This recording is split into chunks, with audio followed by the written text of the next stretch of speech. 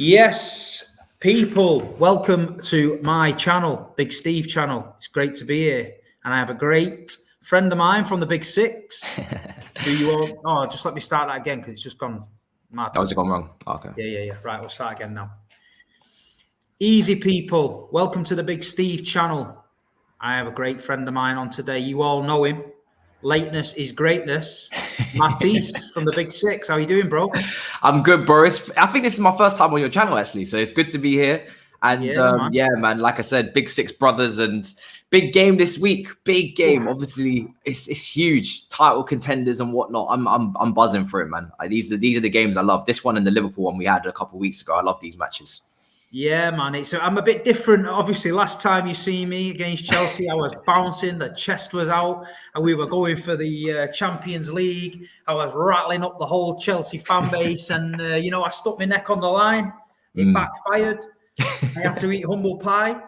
That's why tomorrow, when I meet you down at Chelsea, I'm picking up the tab. So you can order whatever you want. It's on me. You know what I mean? The Premier League champions are buying the European champions food. It's only right. But no, mate, the game. Do you know what? It's a massive game, and it couldn't have come at a worse time for us. I think. I don't think we've started the season as well, obviously, as you guys. I think there's a few injuries creeping in, and then on the back of the Southampton game where we look very, very frustrated and toothless. It doesn't fill me with a great deal of confidence going to Stamford Bridge and getting the win. I think we can go there and get something. I don't think we can win it, though. I just think we might have to shut up shop a little bit, ride the storm, and get a point. But you guys, totally different end. You've started the season well. What's your thoughts on it? Where do you think the game's going to be won, lost, and do you think you'll have to set up any different to cope with Manchester City, or will you just play your game and run right through us? No. Every time we've played you under Tuchel, especially, we've definitely respected the threats, and I think if we don't do that, then that's where we ruin what the good work that we've done previously in the fixtures. We've got a good record against you with Tuchel, so we would be foolish now to underestimate and start, resting on our laurels and not tracking important runners. If De Bruyne's going to play, if Foden's going to play, these guys in the half spaces, regardless of form, they're going to be a danger. So we still need to set up in a pragmatic way like we usually do and make sure that we go, 50-50, quite balanced with it. I think usually when Pep, especially because obviously the Champions League, he didn't play a holding midfielder. And I think especially when Pep really starts to respect a team, he's like, okay, cool, this is a really difficult one. I remember when you guys used to go in the title races with Liverpool. When you went to Anfield, you changed up. You didn't go with the same normal Manchester City fluid team. You put in a few more defensive cogs in there just to balance out the team and make sure that you're balanced and a well-oiled machine. And I think that's what you'll do against Chelsea. There'll probably be a little bit more of a balanced midfield, maybe some more tacklers in there, maybe even a double pivot. But I think for us, we need to make sure that we go again. I think Werner does tend to cause some problems when he plays against Man City as well. So I think he could start. Maybe it might even be a 3-5-2. Against Tottenham, we brought on Kante for Mount and we went 3 in midfield instead of the 3 up front, and it worked really well for us. So I wouldn't be surprised, in fact, if we maybe have less attacking players on the pitch than we usually do. Yeah, we've got a problem. We've got Laporte and Stones injured, so Nathan Ake's going to start. Obviously, I've been a bit critical of Ake. I just don't think we do what we do because a lot of our build-up play comes from the back. So it's whether it's Laporte or Diaz bringing the ball out, we start off at the back. With Ake, if you press him, he's spinning and he's passing it back to Ederson. So I'm thinking Saturday, that Ederson will play them little dink balls, try and miss out the back four and just dink it over the top. But we've got a problem because there's no DMs about. We've got Fernandinho and Rodri's injured. Jesus, right. Unless he plays Gundogan there as well. It's not looking good. Left-back situation, Zinchenko's injured as well, but he'll probably play Cancelo. So we're patchy, but... that's problematic. I'm looking at it, and you know me, I'm always full of confidence with City. Yeah. I think we can get a result. If we win, it'd be unbelievable. But I think we can get a draw. I think Pep might have to just go outside the box here and maybe beat Tuchel tactically, which the last few times you've played, Tuchel's done him. So Pep's got to now pull some out the bag, because we've got we've got Paris, and then we've got Liverpool, and it's just... Well, you got Liverpool. Wow. Yeah. Wow. So, but listen, in 2 weeks' time, this the whole season of ours could completely either be, we're on it, or we're trailing again. You know what I mean?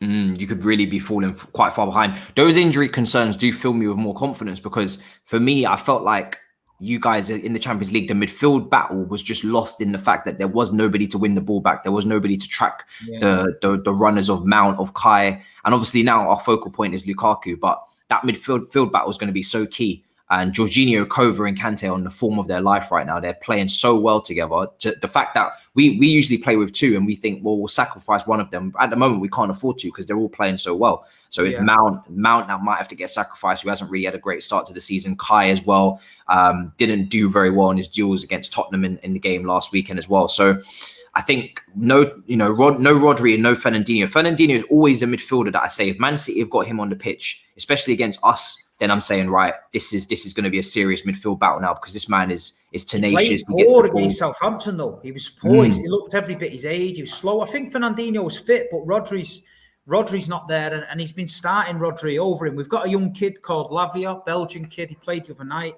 He's a DM. I honestly don't know what team Pep's going to pick. I wouldn't even like to predict it. But it's the Ake situation. I know. Yes. I don't want to get on his case, but I've just got a feeling Lukaku's not going to go and stand trading with Diaz. Yeah. Because them two will have a right ding dong. He's just going to be all over Ake. And he plays on that side anyway, because Ake is left-footed. Yeah. Well, what he does is as well, Diaz isn't confident with Ake there. So you see, Diaz comes steaming across sometimes to help him, and there's no need to. And then we're all over the place. So I'm just hoping we can keep it tight. And I think we'll just have to be very, very disciplined. And I think we're just going to have to accept we might not get our own way. Yeah. And just have to play that kind of game. But I'm looking forward to the match. I mean, we owe you one for the Champions League. I still can't get over that. You know what I mean? Yeah. I'm still a bit sore about that. But it's going to be tough. I mean, Lukaku signing, for me, I said it on the Big Six, was just the what you needed. You know what I mean? Yeah. He's the missing piece of the jigsaw. And you look strong all over the park, even the bench. I mean, and you've got that competition for places now, and people are chomping at the bit to get in the side. So you take somebody out, or someone gets injured, somebody equally good is slotting in there and then trying to make the position their own. And that's a sign of a fantastic team. You know what I mean? 100%. And, you know, this is a team last season that couldn't finish their dinner. Do you know what I mean? They created opportunities, but there was nobody with the lethal touch. And Lukaku comes in and he scores every type of goal that you need him to do. And the way that he's bullied centre-back so far in the league, the Arsenal defence, and you talk about Ake physically is not the biggest guy. He's quite small for a centre-back. And which is funny enough, because he always did get a little goal from a set piece. He got one for you a couple of weeks ago, I think it was. He scored a lot for Bournemouth as well. He'd always get in amongst it and get some goals. But defensively versus Lukaku, I do worry for him. What's the situation with your strikers? Because obviously our defence is doing unbelievably well right now. Our defence is literally everything to us. Well, this is when I said, like, we need a number 9. We need a striker. We haven't got that deadly man. And it's all right blowing Norwich away and Arsenal, no disrespect, and Wickham and Leipzig. But when you're coming up against these big games, especially Liverpool, Man United and Chelsea, we need somebody to unlock these defences, because these defences are top-notch. And I just feel Ferran Torres is not the number 9 that at the minute. And I think that your defence with Rudiger and the boys and Thiago Silva especially will just have enough experience to... He won't get near it, I don't think. I think I've seen him in games get shut down. He's very quiet. He's tried playing Sterling there. Doesn't work. Raheem's off the boil at the minute. De Bruyne put him in a couple of times the other night. His first touch was shocking. He just started this season as he ended last season, but in between he's had a good Euro, so it's a bit weird. Yeah. I just think for me, what I would do personally, I'd play Jesus. I know he's not the greatest, but he's physical. He'll harass, press, look for that mistake, you know what I mean? And I think he might be our key to keeping the ball up that end of the pitch. I think if you can get it into him, he can hold it and he can bring others into play. And I'd probably play Mahrez out wide on one side, Grealish on the other side. I'd probably go with Bernardo Silva, De Bruyne, and probably Fernandinho in the middle. Yeah. And that's how I'd have to play it. The back four is going to probably be Cancelo left, Ake, Diaz, Kyle Walker, and Ederson. But we need to, I said it the other night, we need to get to January on the coattails of you guys, Liverpool, United. If we can get there and strengthen, we've got a chance. If we don't, then I'm going to have to go against the manager and say that, we haven't got enough up there. Yeah. Do you know what it is as well? Is that it's very difficult to bring in a striker midway season as well, because it's very difficult to bring, if you're trying to bring in a top level striker, to do that in January is so difficult. The only one that we managed to get done, I think, was Fernando Torres, and he obviously didn't even work out anyway in terms of the performances, especially in the league, that we were expecting from his time at Liverpool. So to address that area, I was just so surprised that you didn't get it over the line, because you have the money. I know obviously you were haggling with Tottenham and there was a big fee to pay, but I thought at some point you'd get it negotiated and get it done, because it was. I always feel like Man City can score goals regardless, because your chance creation is so good. But like you're saying, now that the league maybe is more competitive than it was last year, before last couple of years, it's just been you and Liverpool, really, that have been proper challengers for this league. Now we're seeing, as this season, it looks like there's going to be maybe a 4-horse race, at least for the majority of the season. So it's going to be a lot more difficult. And obviously we've got Tuchel for the full season, which helps as well. And Man United have brought in a lot of good individuals, although I can't see a world in which Oli manages to get in front of all these elite managers to lift the title. But it's going to be competitive enough to throw you off if you haven't got someone to put the ball in the back of the net. So yeah, it's a difficult one. I mean, what is that? Sterling is an interesting one that you said, because he was great in the Euros and then kind of played his way into staying at City. But then again, he's not really back to his old performances. It's quite strange. They've brought Jack Grealish in, and Jack Grealish is playing on the left. Last season, Sterling lost the left to Foden. So now Foden's playing in the middle. So he's sort of floating about in no man's land, because Pep's not going to drop Grealish for him because he spent 100 million on him. He doesn't get in on the other side because Mahrez and Jesus have been playing well. And they've tried him as a striker, but he's not a striker. Do you know what I mean? I don't think he's got that movement where, we're knocking it around the edge of the box and you're looking for that little movement, and he doesn't seem to be doing it. You know what I mean? Same with Varane. But, I mean, we're dangerous. De Bruyne the other night was class. He's getting into it. We're still not getting into the rhythm. Him and Foden are just back from injury. So them two on the day can destroy anyone. But Southampton limited us to one shot. And basically, we were just passing side to side. We couldn't create from the back because they were pressing Ake. And like I say, it was panic stations. And, Southampton did well. And I think Chelsea, Tuchel knows what he's doing. I think some of them games last year, not the Champions League final, but the FA Cup game and the league game, in a couple of them games, we were on top for periods of time where we could have took our chances. And on another day, we win it. So I know it's in there, but I just got a feeling Tuchel's got the tools, looking at the squad, especially with Kante and that, you know what I mean, to just shut the game down and basically dictate when they want to go for it and when they're not. They could shut it down for 60, 70 minutes, frustrate the life out of us. Then they've got the firepower to go and nick it. Yeah. And I think that's what, I think we could probably shut you down for a bit, but we haven't got the firepower to go and nick it. Yeah, no, that's for me personally. I think transitions is everything in this game, and that's why I'm quite happy to see that midfield free, because Kante and Kova, the ball carrying from them has been brilliant. Do you know what I mean? They bring some interesting dimensions where they're not attacking midfielders, they're not goal scorers, even though Kovacic's end product has improved, but they will carry that ball through midfield and open up so much space for others. And I think the template of you guys having the ball, it's going to be interesting to see who has more possession this game, because we obviously like to have the ball. You like to have the ball as well. Yeah. Be interesting to see who sacrifices the ball. But on counter with Lukaku, running into space as well, Werner, Kante, Kova, I would like to see, you guys, if you do play a high line, I would like to see that, because it does seem to, that's where the goal came from in the Champions League final, the high line, the space in between the defense and the goalkeeper. So that's what I'm hoping to see, hopefully, in this game. If you guys One thing Chelsea do struggle with is now getting past a low block. And I don't think Man City will do that, which is what plays into our hands. I don't think I've ever really seen Pep play a low block or super ultra defensive. But that's what we struggle with, is we struggle to break teams down. And then when you need little intricate moments of creativity from the attacking midfielders, that's where we don't get it. So I think this game does play into our hands a little bit. The only thing that I am worried about is Mahrez versus Alonso. Alonso's in great form for us, but he's not the quickest. And that could be his undoing. I think Rudiger's going to have to do a bit of covering on that side. Alonso's very good going forward at the moment, very attacking, but defensively versus Mahrez, I do have that slight worry in terms of pace. I mean, when Chilwell played him in the Champions League final, he kept him quiet completely. You know, the fullbacks were great. Reece James and Chilwell, you know, they kept Sterling and Mahrez very quiet. But Alonso, that's the only slight issue. And that's saying that with Alonso on great form as well. So he's probably going to start, and he probably deserves to as well. So yeah, it's gonna be an interesting battle down that side. That's the key threat for Man City, I think, is Mahrez down that side. Yeah, I definitely got to start Bernardo Silva for me with the energy, because otherwise we get overrun in there. But I'm quietly, I've said all week we'll get something.